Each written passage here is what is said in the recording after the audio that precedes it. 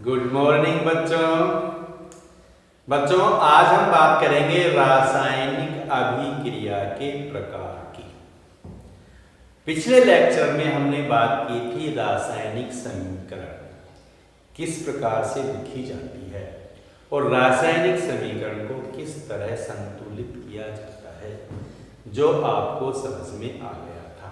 आ गया सबको? रासायनिक समीकरण लिखना भी आ गया और रासायनिक समीकरण को संतुलित करना भी आ गया। आज हम देखेंगे रासायनिक अभिक्रियाओं के प्रकार की बात करेंगे। आज हम 4 प्रकार की रासायनिक अभिक्रियाएं देखेंगे। कौन कौन सी अभिक्रियाएं देखेंगे? ठीक है, इसको ध्यान से देखना। आज जो टॉपिक हम पढ़ रहे हैं ना, ये बहुत ही इंपॉर्टेंट टॉपिक है और इसमें से एग्जाम में प्रश्न आते हैं, तो ध्यान से देखना है, वीडियो को पूरा देखना है। ठीक है, तो हम पहले बात करते हैं किसकी?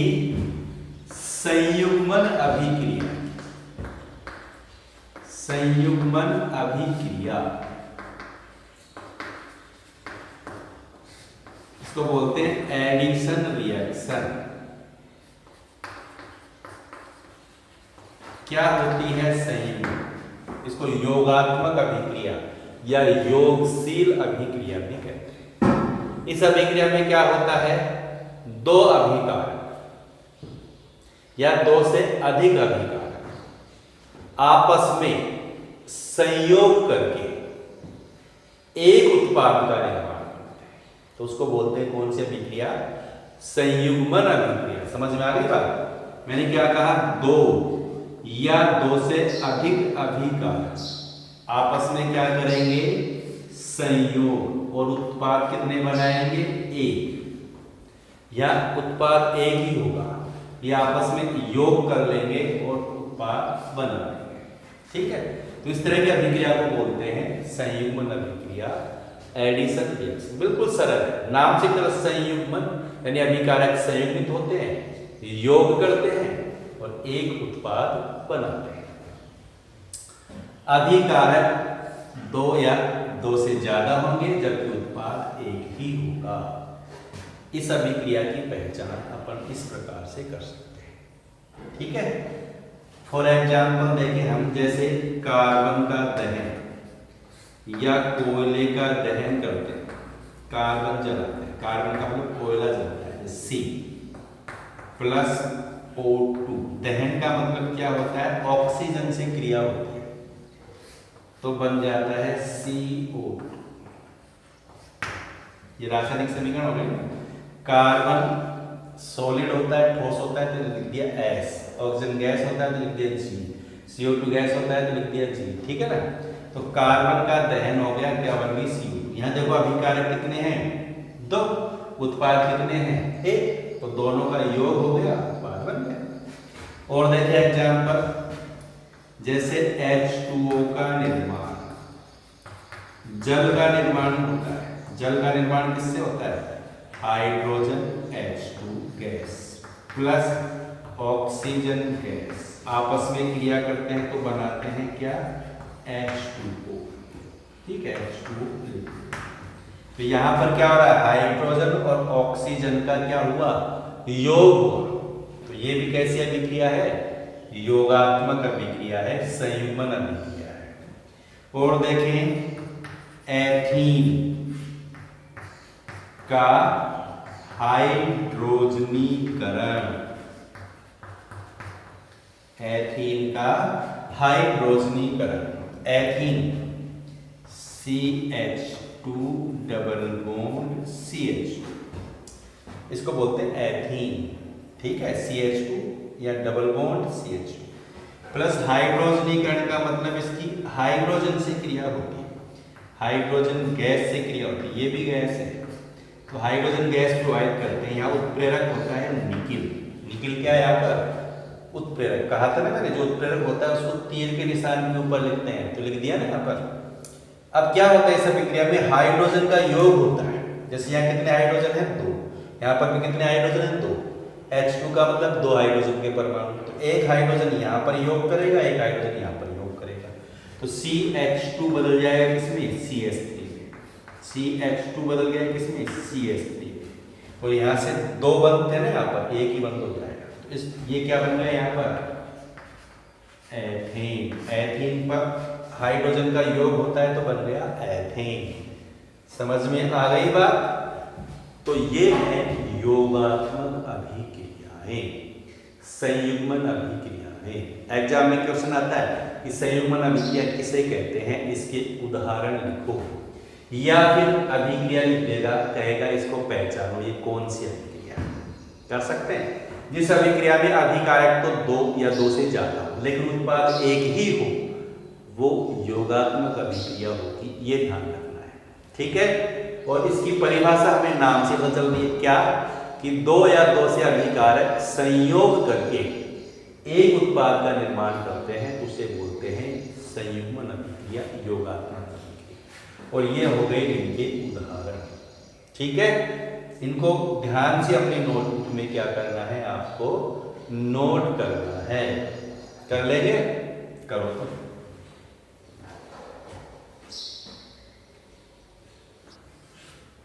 नेक्स्ट देखते हैं अपघटन अभिक्रिया।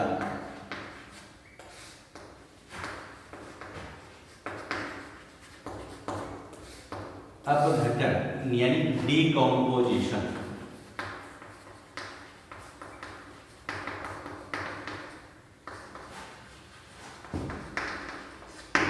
ठीक है। अपघटन अभिक्रिया का नाम से पता चला, अपघटन ये योगात्मक यानी संयुग्मन अभिक्रिया की जस्ट अपोजिट होती, उसका बिल्कुल उल्टा है। यहाँ अपघटन होता है यानी टूटता है। कौन? अभिकारक। इस अभिक्रिया में एक अभिकारक टूट करके 2 या 2 से अधिक उत्पाद बनाता है। अभिकारक टूट जाएगा और 2 से ज्यादा क्या बन जाएंगे उत्पाद। 2 भी बन सकते हैं, 2 से ज्यादा भी बन सकते हैं। जैसे मान लीजिए ये अभिकारक है AB, ठीक, इसका अपघटन होता है तो उत्पाद बन गए A प्लस B। ठीक है। ये टूट करके A प्लस B में कन्वर्ट हो गया, तो ये अभिक्रिया हो गई कौन सी? अपघटन अभिक्रिया। ठीक है। योगात्मक अभिक्रिया की क्या हो गई? ये अपोजिट हो गई ना। वहां तो ये 2 योग करके एक उत्पाद बना रहे थे, यहाँ एक अभिकारक टूट करके 2 या अधिक उत्पाद बना। ठीक है। तो ये ध्यान रखना, इस अभिक्रिया में अभिकारक तो होगा 1 और उत्पाद होंगे 2 या 2 से ज्यादा। ठीक। योगात्मक अभिक्रिया का क्या है? बिल्कुल उल्टा है। अब ये अभिक्रिया अपने आप नहीं होती है, क्योंकि तोड़ रहे हैं या टूटेगा अभिकारक, तो तोड़ने के लिए क्या चाहिए? ऊर्जा। और ऊर्जा कहां से प्राप्त होगी फिर हमें? ठीक है। अभिकारक को तोड़ना है तो तोड़ने के लिए क्या आवश्यक होगी? ऊर्जा चाहिए। और ऊर्जा कहां से प्राप्त होती है? ऊर्जा या तो उसको गर्म करके यानी ऊष्मा, या फिर विद्युत धारा प्रवाहित करते हैं या विद्युतीय ऊर्जा जिसको बोलते हैं, या फिर प्रकाश से ऊर्जा प्राप्त होती है। ठीक है ना। तो अपघटनीय अभिक्रियाएं अपने आप नहीं होती हैं, ये ऊर्जा की उपस्थिति में होती है। ऊर्जा की उपस्थिति में ही अपघटन होगा। अब ऊर्जा की उपस्थिति में होता है तो यहाँ 3 तरह की ऊर्जाएं हो सकती है। ऊष्मा हो सकती है, विद्युतीय ऊर्जा हो सकती है, या फिर प्रकाश ऊर्जा हो सकती है। इनके द्वारा ही क्या होता है? अभिकारक अपघटित होकर उत्पाद बनाता है।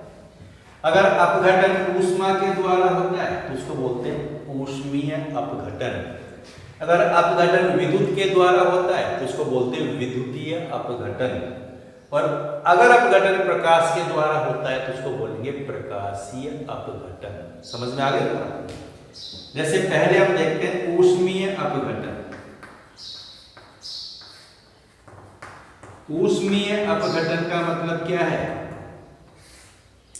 ऊष्मा के द्वारा, यानी हम क्या करते हैं? अभिकारक को ऊष्मा देते हैं, गर्म करते हैं उसको, तो गर्म करने से उसको ऊष्मा प्राप्त होती है। ऊष्मा के द्वारा अभिकारक का क्या होता है? अपघटन होता है। जैसे कैल्शियम कार्बोनेट, सूत्र क्या है? CaCO3। ये कैल्शियम कार्बोनेट है, ठोस अवस्था में होता है। इसको गर्म करते हैं, ऊष्मा देते हैं, ये जो साइन है ना, ये इस तरह का, ये साइन किसका है? गर्म करने का है। ठीक है, इसको ऊष्मा दी, गर्म किया, तो गर्म करने पर इसका अपघटन हो जाएगा, टूट जाएगा। किस किस में टूट जाएगा? ये CaO, ये ठोस अवस्था में होता है, और CO2 ये गैस अवस्था में। ठीक है ना? तो CaCO3 का अपघटन हो जाता है जब इसको गर्म करते हैं। किस किस में? CaO और CO2। तो ये कौन सा अपघटन हो गया? ऊष्मीय। क्लियर हो गया ना बात? देखो यहाँ पर अभिकारक तो कितने हैं? एक। उत्पाद कितने बने? एक और एक, दो। एक अभिकारक है, दो उत्पाद बन गए। तो ये क्या हो रहा है? तो अपघटन। तो अपघटन अभिक्रिया की पहचान करेंगे तो इसी तरह करेंगे। अभिकारक तो एक होगा, उत्पाद दो या ज्यादा होंगे। और एग्जाम्पल देखें। दूसरा देखते हैं अपन, विद्युतीय अपघटन। विद्युतीय अपघटन विद्युत धारा प्रवाहित करने पर होता है, यानी विद्युतीय ऊर्जा की आवश्यकता होती है। यहाँ विद्युत धारा प्रवाहित करते हैं, जैसे NaCl, सोडियम क्लोराइड, इसका जलीय विलयन लेते हैं। AQ का मतलब क्या है? यहाँ पर एक्वस लिखा था ना, AQ का कितने हैं? जब जल में विलयन हो, तो NaCl का जल में विलयन बनाते हैं और इसमें क्या प्रवाहित करते हैं? विद्युत। जब विद्युत प्रवाहित करेंगे तो NaCl का अपघटन हो जाएगा, Na और Cl दोनों अलग अलग हो जाएंगे, तो क्या प्राप्त हो जाएगा हमें? Na ठोस है तो S, और Cl यानी क्लोरीन, क्लोरीन Cl2 के रूप में प्राप्त होगा। ठीक है, तो क्या प्राप्त हो जाएगी? Cl2 gas, chlorine gas. इस तरह विद्युत धारा प्रवाहित करने पर इसका क्या हो गया? अपघटन हो जाएगा। इसी तरह जैसे जल का अपघटन करें, जल H2, इसका अपघटन करें विद्युत के द्वारा, तो जल के अंदर जब विद्युत धारा प्रवाहित करते हैं तो इसका अपघटन हो जाएगा H2 में और O2 में। हाइड्रोजन ऑक्सीजन दोनों अलग अलग होते हैं, तो क्या प्राप्त हो जाएगा हमें? Hydrogen gas 2H2 plus O2 gas. ठीक है बच्चों, तो यहाँ पर भी अपघटन हो रहा है, लेकिन अपघटन विद्युत के द्वारा हो रहा है, इसलिए इसको बोलेंगे विद्युतीय अपघटन। नेक्स्ट है प्रकाशीय अपघटन। प्रकाशीय अपघटन किसके द्वारा होगा? प्रकाश के द्वारा, प्रकाश की उपस्थिति में हो, इसलिए उसको बोलते हैं प्रकाशीय अपघटन। ठीक है, प्रकाश से अपघटन करने के लिए क्या करते हैं हम? प्रकाश यानी सूर्य के प्रकाश में या धूप के अंदर अभिकारक को रख दें, तो वह प्रकाशीय ऊर्जा प्राप्त होगी। प्रकाशीय ऊर्जा के द्वारा उसका क्या हो जाएगा? अपघटन हो जाएगा। जैसे HBr का अपघटन होता है सनलाइट, प्रकाश की उपस्थिति रहता है, इसमें H2 प्लस Br, ये किसकी उपस्थिति में हो रहा है? प्रकाश की उपस्थिति, इसलिए इसको क्या कहेंगे? प्रकाश। क्लियर? तो अपघटन समझ में आना। अपघटन का मतलब क्या होता है? टूटना। तो अभिक्रिया की परिभाषा रटनी नहीं हमें, नाम में आप जैसे एग्जाम में आया अपघटन अभिक्रिया बताइए, तो अपघटन का मतलब टूटना, हम समझ जाएंगे। इस अभिक्रिया में अभिकारक टूट जाता है। ठीक है ना? अब टूटेगा तो दो या दो से ज्यादा ही बनेंगे। ठीक है, तो अभिकारक टूटता है और दो या दो से ज्यादा उत्पाद बनते हैं, यानी इस अभिक्रिया में अभिकारक एक होगा, उत्पाद दो या दो से ज्यादा होगा। अपघटन ऊर्जा की उपस्थिति में होता है। जब प्रकाश की उपस्थिति में है तो प्रकाश अपघटन, ऊष्मा की उपस्थिति में है तो ऊष्मीय अपघटन, और विद्युत की उपस्थिति में है तो विद्युतीय अपघटन। याद हो गया? नोट करो सभी एग्जाम्पल्स को अपनी नोटबुक।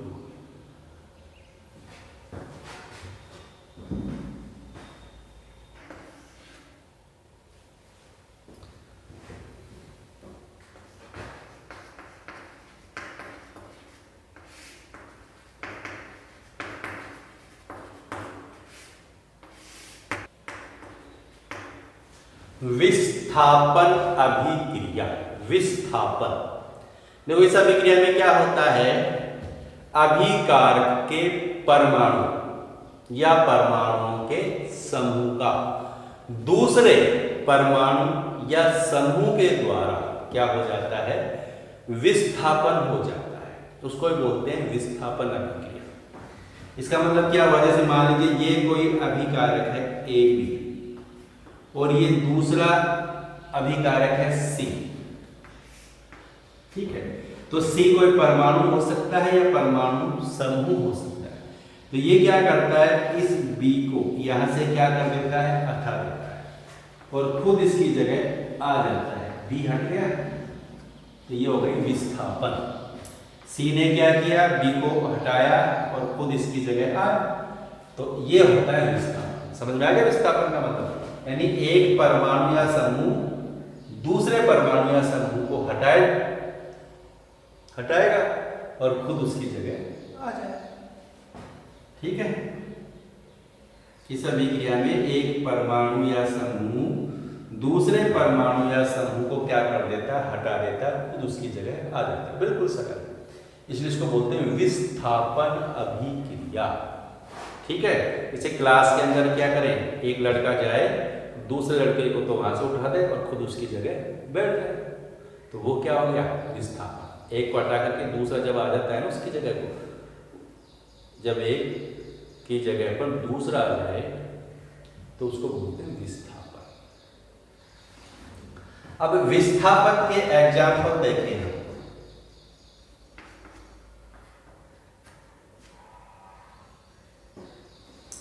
जैसे Zn plus CuSO4 copper sulphate का विलयन है, एक्वस जल में विलयन है।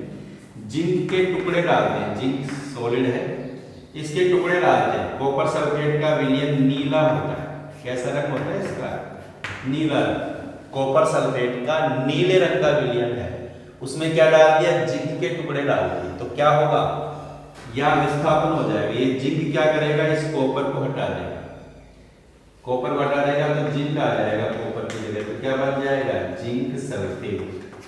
ठीक है, यहाँ पर जिंक आ गया तो ये बदल गया ZnSO4 में, और Cu हट गया तो यहाँ कौन आ जाएगा, Cu। इसको बोलते हैं विस्थापन अभिक्रिया। समझ में आ गई बात, ये ध्यान रखना। इस अभिक्रिया में देखो क्या होता है, कॉपर सल्फेट का नीला रंग है, जब इसमें जिंक के टुकड़े डाल देते हैं ना तो कॉपर सल्फेट रंगहीन हो जाएगा। ऐसा हो जाएगा, रंगहीन, इसका नीला रंग क्या हो जाएगा, गायब हो जाएगा। क्या किया हमने, मान लीजिए हमारे पास क्या है, यहाँ पर ये मान लीजिए कोई फ्लास्क है, इसमें यहाँ भरा हुआ है कॉपर सल्फेट। क्या भरा हुआ है, कॉपर सल्फेट। इसमें क्या डाल दी हमने, जिंक के टुकड़े। ये क्या है, जिंक डाल दिए इसमें, और ये भरा हुआ है इसमें क्या, कॉपर सल्फेट। तो कॉपर सल्फेट में जिंक के टुकड़े डाल दिए, तो क्या करता है, जिंक इनसे क्रिया करता है, और क्रिया करके कॉपर सल्फेट को तो बदल देता है किसमें, कॉपर में, और जिंक बदल जाता है किसमें, जिंक सल्फेट में। ये जो विलयन का रंग नीला है ना, वो नीला रंग किसके कारण है, कॉपर सल्फेट के कारण। लेकिन जब इसमें जिंक डाल देंगे तो जिंक डालने पर CuSO4 किसमें बदल जाएगा। अब जब क्रिया होगी तो यहाँ पर क्या बन जाएगा, ZnSO4, और ये जो कॉपर है ना वो नीचे बैठ जाएगा। ये क्या आ गया नीचे, कॉपर अवक्षेपित। समझ में आ गई। देखो यहाँ तो क्या है, कॉपर सल्फेट, ऊपर से क्या डाला, जिंक के टुकड़े, लेकिन जिंक क्या करेगा, इससे अभिक्रिया करके इसको किसमें बदल देगा, जिंक सल्फेट में। तो ये विलयन तो किसका हो गया, जिंक सल्फेट का। यहाँ कॉपर सल्फेट का विलयन था, लेकिन किसमें बदल गया, जिंक सल्फेट में। और यहाँ पर जो कॉपर था यानी तांबा था, वो नीचे जमा हो गया। ठीक, तो ये होता है इस अभिक्रिया के अंदर। पूछा जाता है क्वेश्चन कि कॉपर सल्फेट में जिंक डालने पर क्या होता है, क्या होता है, कॉपर सल्फेट में जिंक डालने पर उसका नीला रंग गायब हो जाता है।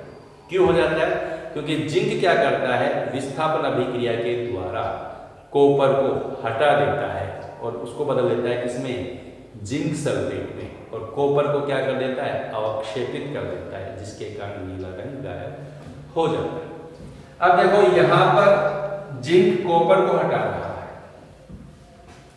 जिंक कॉपर को हटा रहा है। यहां पर क्या सभी तत्व एक दूसरे को हटा सकते हैं, नहीं। जो अधिक क्रियाशील तत्व होता है ना, अधिक क्रियाशील, वो कम क्रियाशील तत्व को हटा सकता है। तो ज्यादा क्रियाशील तत्व है वो कम क्रियाशील को हटा सकता है। यहाँ पर जिंक की क्रियाशीलता ज्यादा है, कॉपर की क्रियाशीलता कम है, तो अधिक क्रियाशील जिंक कम क्रियाशील कॉपर को क्या करता है, विस्थापित करता है। जैसे क्लास में एक लड़के की सीट पर दूसरा लड़का आकर के बैठ गया, तो क्या क्लास में कोई भी लड़का उस लड़के की सीट पर बैठ जाएगा? जो ज्यादा क्रियाशील है, जो ज्यादा पावरफुल है, वही क्या करेगा, जो ज्यादा ताकतवर है उसको हटाएगा, तो हट मैं बैठूंगा यहाँ पर, यही होता है ना। और कमजोर लड़का है तो वो तो हटाएगा नहीं, वो तो कहाँ जाएगा, पीछे चला जाएगा। तो यही बात यहाँ पर है, अधिक क्रियाशील क्या करता है, कम क्रियाशील को हटाता है। समझ में आ गए बच्चों? विस्थापन अभिक्रिया ध्यान रखना है, एग्जाम में आता है क्वेश्चन, ठीक है।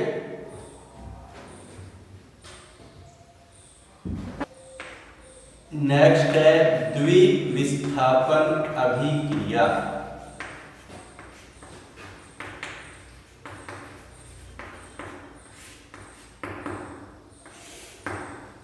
द्विविस्थापन अभिक्रिया, इस अभिक्रिया में क्या होता है, अभिकारकों के परमाणु या समूह एक दूसरे को क्या करते हैं, विस्थापित करते हैं। जैसे दो अभिकारक हैं, जैसे एक अभिकारक है ए बी, एक अभिकारक है सी, तो ये आपस में एक दूसरे को हटा देते हैं। जैसे बी की जगह तो आ गया कौन, डी, और डी की जगह कौन चला जाएगा, बी। ये दोनों आपस में एक दूसरे को विस्थापित कर रहे हैं, इसलिए इसको बोलते हैं द्विविस्थापन। दो बार हो रहा है विस्थापन, डी ने हटाया किसको, बी को, और बी ने हटाया किसको, डी को, तो क्या बन गया, बी की जगह कौन आ गया, बी, तो क्या बन गया, ए बी, और यहां कौन आ गया, बी, तो ये बन गया सी बी, और ये बन गया ए, इसलिए इसको बोलते हैं द्विविस्थापन। समझ में आ गई ना बात? एक अभिकारक का परमाणु समूह दूसरे अभिकारक के परमाणु या समूह को क्या करता है, विस्थापित करता है।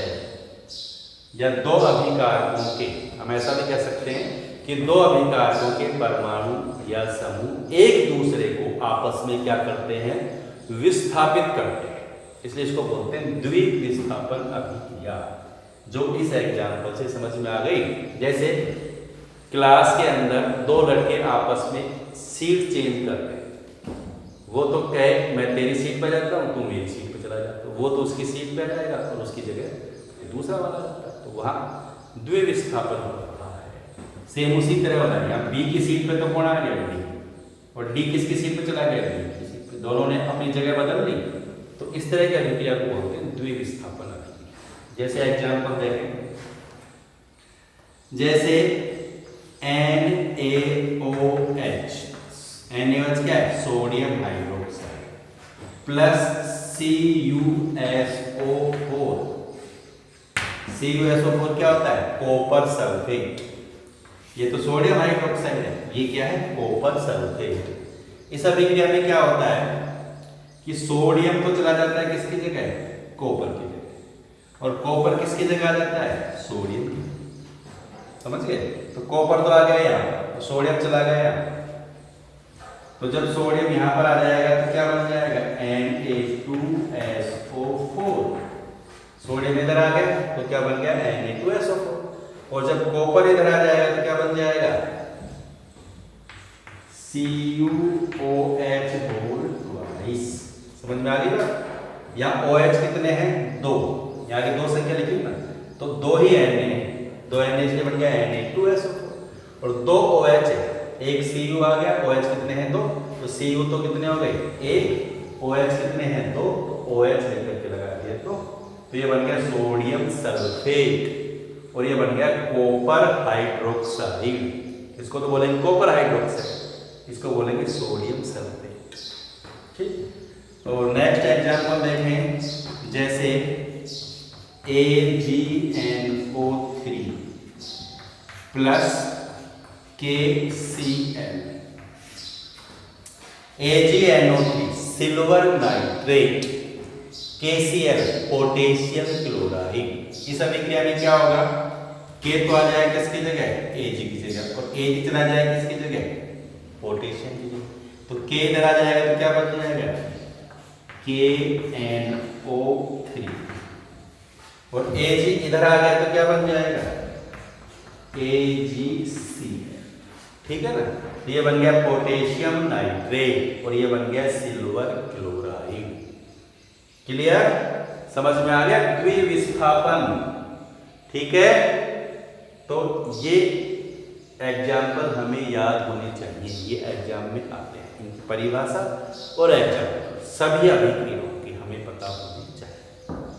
लगा लेंगे पता है, तो समझ में आ गई हमें रासायनिक अभिक्रियाओं के प्रकार। पहली कौन सी देखी हमने, योगात्मक। दूसरी कौन सी देखी हमने, अपघटन अभिक्रिया। तीसरी कौन सी देखी हमने, विस्थापन अभिक्रिया। और चौथी कौन सी देखी हमने, द्विविस्थापन अभिक्रिया। ठीक है, अगर हमारे पास अभिक्रियाएं लिखी हुई हैं सारी, तो हम उसमें पता लगा सकते हैं कि कौन सी संयुग्मन अभिक्रिया है, कौन सी अपघटन है, कौन सी विस्थापन है, कौन सी द्विविस्थापन। लगा सकते हैं पता। चलो देखते हैं इसका एग्जाम्पल। पहले आप इसको नोट करो। देखो, अभी हमने अभिक्रियाओं के प्रकार देखे, यहां मैंने कुछ एग्जाम्पल लिखे हैं, उनमें हमें देखना है कि वो किस प्रकार की अभिक्रिया है। ठीक है, ये 4 एग्जाम्पल लिखे, हमें पहचानना है कि ये किस प्रकार की अभिक्रियाएं हैं, इनमें कौन सी योगात्मक अभिक्रिया है, कौन अपघटन है, कौन विस्थापन है और कौन द्विविस्थापन है। पहचान सकते हैं हम। देखो, ये अभिक्रिया किस तरह की है बताओ। अभिकारक कितने हैं, 2। उत्पाद कितने हैं, 1। इसका मतलब कौन सी अभिक्रिया है ये, योगात्मक। देखो, दोनों का योग हो रहा है, एक उत्पाद बन रहा है। ठीक है, नेक्स्ट देखो, ये अभिक्रिया, अभिकारक कितने हैं, 1। उत्पाद कितने बन रहे हैं, 2। जब अभिकारक 1 उत्पाद 2 बने तो कौन सी अभिक्रिया होती है, अपघटन। इसका बिल्कुल उल्टा है ना, अपघटन। यहाँ अपघटन हो रहा है, इसको गर्म किया हमने KClO3 को, तो टूट गया KCl + O2 में, तो यह अपघटन हो गया। अपघटन भी कौन सा, गर्म कर रहे हैं तो ऊष्मीय अपघटन। देखो यहाँ पर ये कौन सी अभिक्रिया है, इस अभिक्रिया को देखो, NaOH KCl बन रहा है NaCl क्या हुआ है इस अभिक्रिया में, ये Na तो कहां पर आ गया, K की जगह, और K कहां पर आ गया, Na। K इधर आया तो बना KOH, और Na इधर गया तो बन गया NaCl। यानी ये अभिक्रिया कैसी हो गई, ये इसकी जगह आ गई, ये इसकी जगह, और इसको कौन सी अभिक्रिया कहेंगे हम, द्विविस्थापन। कौन सी कहेंगे, द्विविस्थापन अभिक्रिया। इस अभिक्रिया में देखो, उत्पाद बन रहा है HCl। यह कौन है, क्या हुआ है, क्या हुआ है, ये यहाँ कौन आ गया, Cl, तभी तो बना है Cl। I की जगह कौन आया, Cl, और ये I हट करके यहाँ आ गया, तो HCl + I। यानी Cl ने क्या किया, I को हटाया, Cl के द्वारा I का विस्थापन हुआ है, इसलिए इसको कौन सी अभिक्रिया कहेंगे हम, विस्थापन अभिक्रिया। समझ में आ गई। तो अभिक्रिया को देख करके अगर हम पहचान गए कि ये किस प्रकार की अभिक्रिया है, तो समझो आपको ये टॉपिक समझ में आ गया। ठीक है, तो वीडियो को अगर ध्यान से देखोगे ना और पूरा देखोगे और ध्यान से नोट भी करोगे तो बहुत अच्छा समझ में आ जाएगा, याद हो जाएगा बच्चों। ठीक है, इंपॉर्टेंट टॉपिक है एग्जाम के लिए। और जिसने अभी भी चैनल को सब्सक्राइब नहीं किया वो चैनल को सब्सक्राइब करेंगे, लाइक जरूर करेंगे और शेयर भी करेंगे। ठीक है, पूरा वीडियो देखोगे तो सब कुछ याद होगा, तो वीडियो को पूरा देखा करो।